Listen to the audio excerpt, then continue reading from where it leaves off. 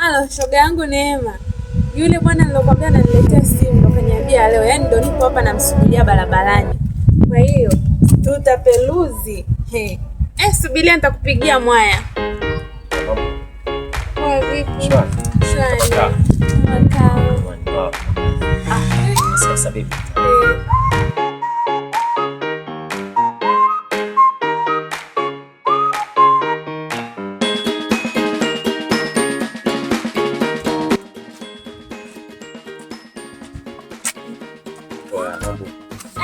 Hivi kaka, naomba niache. Naomba niache. Nakusikiliza. Samahani kaka yangu, sina simu.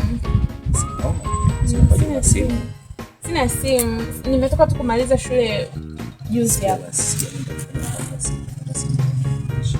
Ndio nipatie smartphone.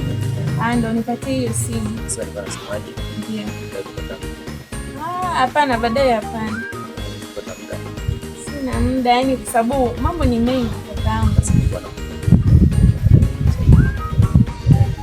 Hapana, mambo ni mengi, yani kuna kazi. Hauchelewi dakika moja. Kuna kazi. Basi kitu hicho ambacho nataka uniambie baadaye, unaweza kuniambia sasa hivi na kusikiliza kwa sababu hapa napiga watu hapa. Sasa hivi ndo na muda kakaangu.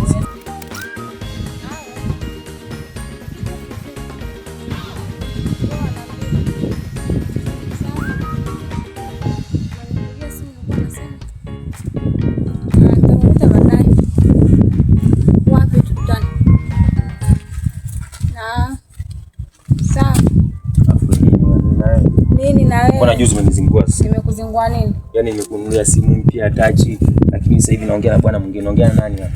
Naongea na marafiki zangu. Rafiki zako? Rafiki zako unamwambia utamuona baadaye? Si rafiki yangu naweza nikamtembelea hata kwao. Mwanamke kama unipendi wewe ongea tu bwana. Wewe kama sikupendi ndo nini? Wewe unipendi. Sasa sikupendi. Nisikilize Amina. Wewe unajua mimi yani nimetumia gharama gani mpaka unakuwa hivi unapendeza hivi.